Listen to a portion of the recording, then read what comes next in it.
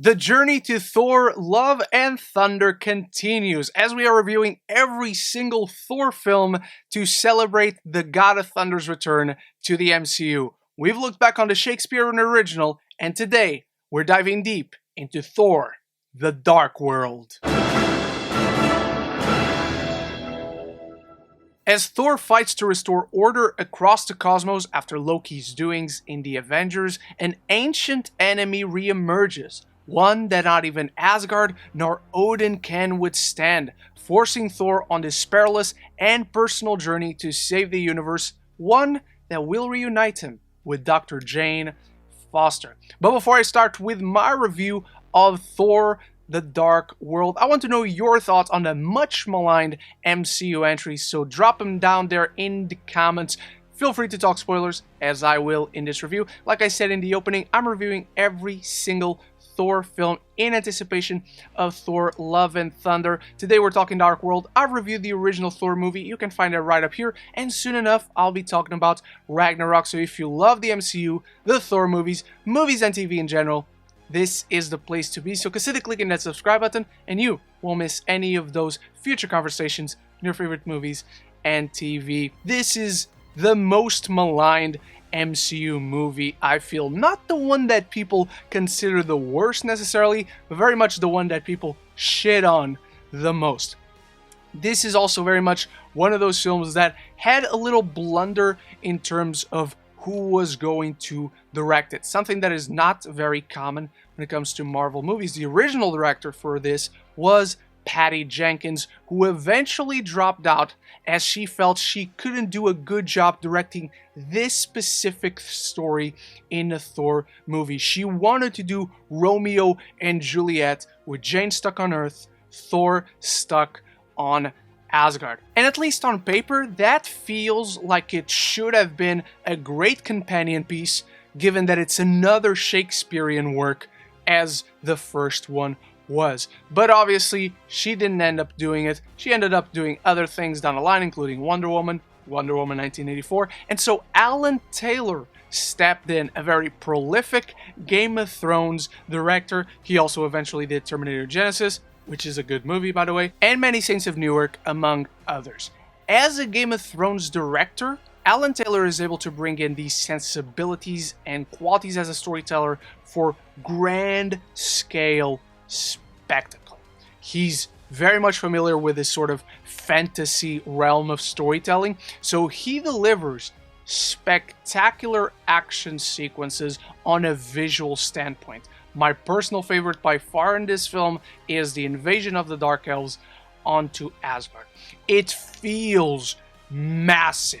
It's enormous. You see all these elements from both sides that feel straight out of a classic fantasy book come to life. It looks great, and it works on several different levels. You have the quick sequence with Heimdall trying to stop a ship, stopping a ship by himself, only for then to be a bigger ship with 1,000 other ships on there. The flying sequences around there with Asgard shooting back at the Dark Elves and vice versa.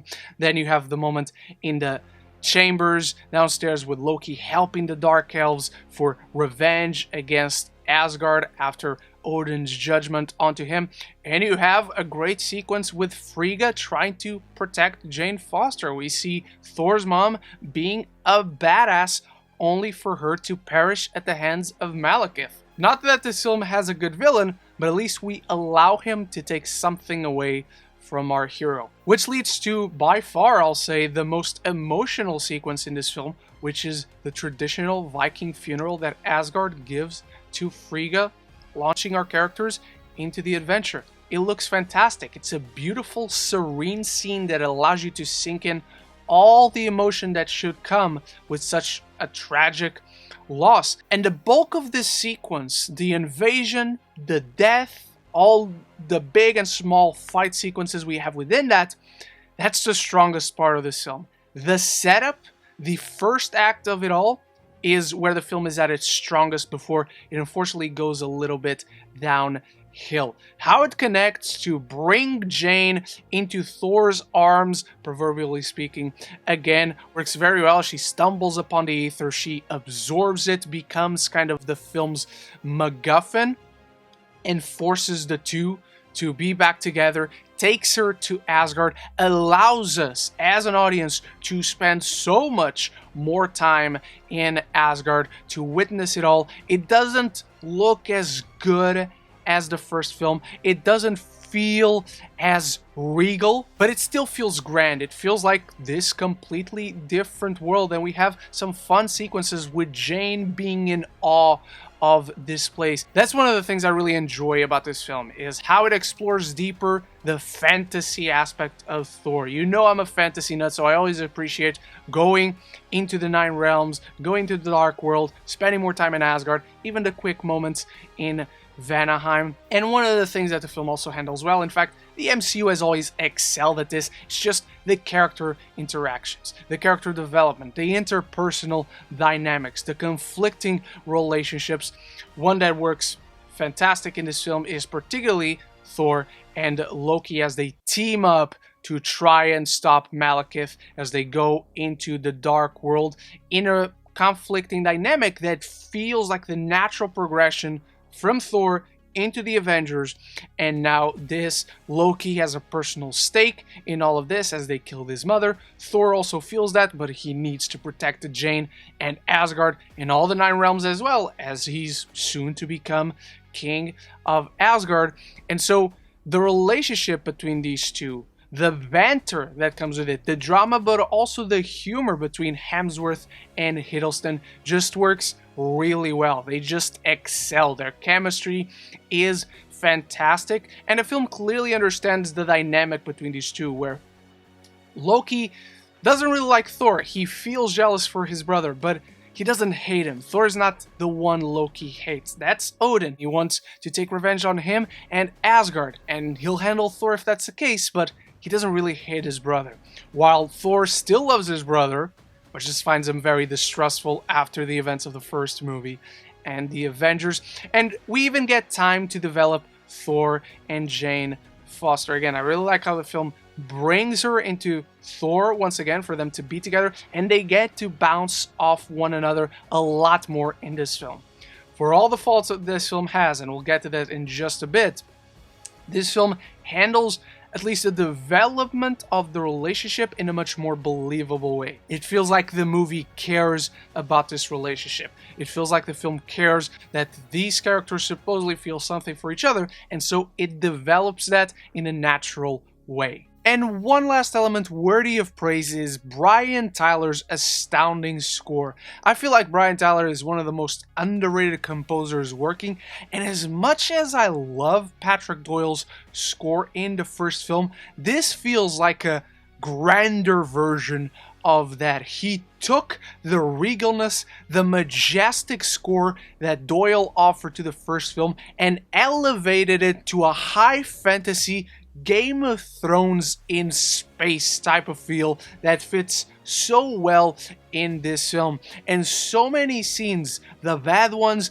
the good ones in this film, all of them are elevated with this score. It feels so much like it breathes some identity into every single scene, and it might just be the best score, or at least the most grandiose in any of the Thor films. Unfortunately, the rest of the film in general falls short, in particular when it comes to its villain, the threat in general, the conflict, the plan that comes with the villain, which is a shame because the Dark Elves are promising. Malekith in the comics is one of the best Thor villains. He's extremely three-dimensional, he's Machiavellian, he has fun being evil, he loves being evil, causing trouble. Malekith in the movie is just a blank slate, which is a shame again because he's played by Christopher Eccleston, the Ninth Doctor. The Dark Elves are all done in practical suits and makeup. They have these creepy, expressionless masks that are so eerie to look at. They could have delved a little bit into the horror of that, into the creepiness factor that comes with that. And again, the invasion of Asgard just feels so bold, but they don't seem interested in anything. And a lot of that is because we don't understand their plan. The convergence is happening, so they want to use the ether to bring eternal darkness, but the film never bothers to explain what that means. Like, is that 24 hours of night where the sun will never shine again? I mean, that'll cause some problems, but that's not the higher stakes we've handled here. And Malekith is just a cardboard cutout of a villain. He does not develop past his introduction. He's in that flashback in the beginning where we meet Odin's father. Again, diving deeper a little bit more into the fantasy element of it all. We bring Jane Foster in. That's a nice setup, makes stakes personal for Thor. But midway through the film, Malekith absorbs the ether. It's no longer personal for Thor. And we continue to not understand this film. We cannot relate to him because the threat, the stakes are so vague. And his motivation is nowhere to be found as, I want to bring eternal darkness. But we don't understand what eternal darkness is. Another big issue with Malekith, besides his lack of a concrete motivation or plan, is that he doesn't really have a relationship with Thor. They don't play well as foils against one another. In fact, Malekith kind of feels like he sees Thor more of a nuisance rather than an obstacle that he has to overcome. He seems very uninterested in dealing with our hero, constantly wanting to do a lot of other things besides fighting Thor. The fact that Malekith killed Frigga doesn't even play an emotional role in the third act. It's never mentioned again. Doesn't feel like Thor is going after him to avenge his mother. And so it's all very underwhelming. A relationship between hero and villain is so crucial, and this film completely lacks that, as these two characters are just so uninterested in one another. Furthermore, another thing that I loved in the first film was the contrast between the scenes in Asgard and the scenes on Earth. I really dislike the stuff on Earth in this film. There's a lot more balance in this film, thankfully, between the two, where we're able to spend more time in the fantasy realms with Thor and Jane, bringing her into this new environment, handling the relationship, the time that they lost between movies. But the stuff on Earth with Darcy and her intern and Selvig just does not work. Feels very slapsticky. And whereas in the first film we had these very three different personalities, with Jane as the level-headed person who wanted to have fun, who saw this magic man falling from the sky and she giggles at him and all that, and she's such a geek when it comes to science. We have Selvig, who's like the mentor in the situation, and we have Darcy, who's very sardonic and sarcastic and all that.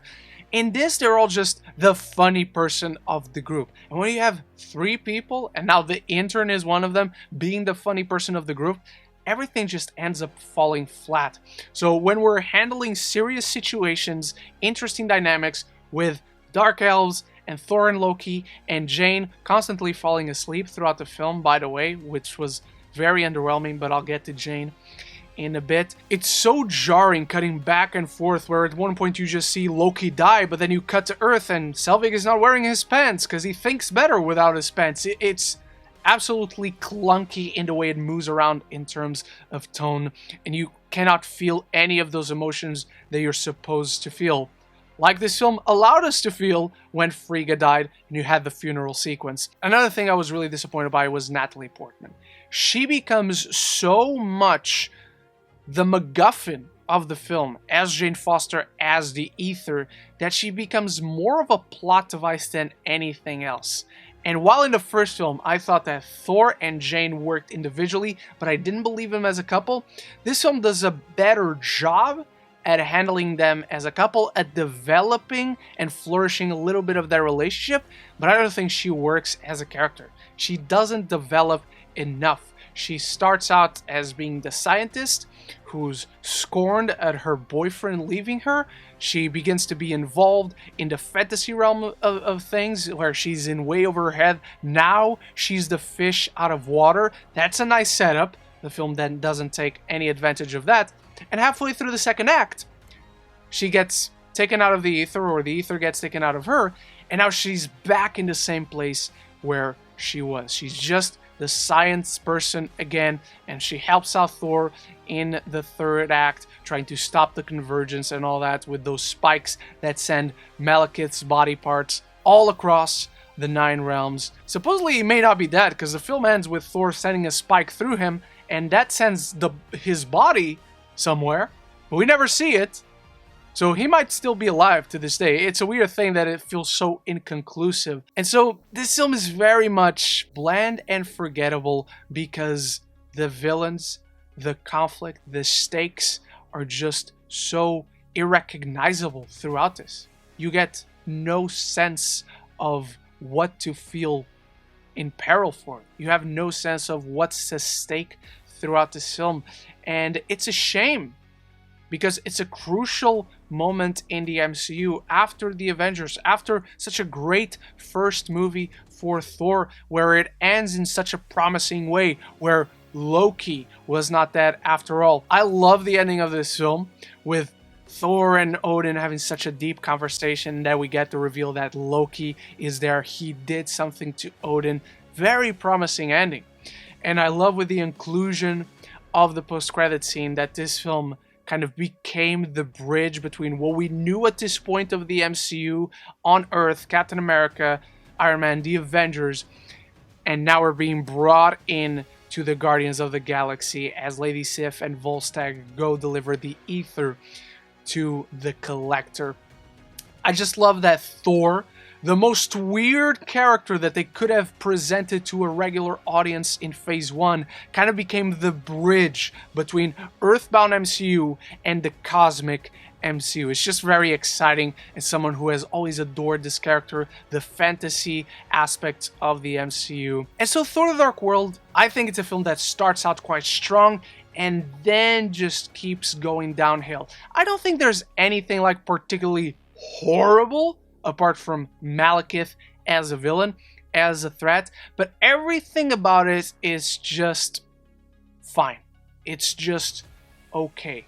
It makes for a very underwhelming experience because the right ingredients are there, and unfortunately the film just, it's not that it doesn't mix them well, it feels like it doesn't mix them whatsoever. It feels like it stops at the development stage. I feel like it stops at the setup and doesn't bother building anything back up and just deliver mindless action, which I am entertained by as a fantasy nut. I love seeing all these worlds come together and all that, but it just lacks so much of what makes these movies in general, but particularly what made the first one special. Thor The Dark World is a fun but underwhelming fantasy adventure, lacking understandable stakes or a memorable villain. It has the right ingredients to deliver this grand fantasy spectacle, but it lacks the emotionality and gravitas of its predecessor. I'm giving Thor The Dark World a B-. But those are only my thoughts on Thor The Dark World, concluding part 2 of our journey to Thor Love and Thunder. Let me know your thoughts on The Dark World in the comments below, and thank you so much for watching. Big thank you to my channel members for always supporting the channel, and I'll be back very soon with my review for Thor Ragnarok. So until then, love each other and love the movies.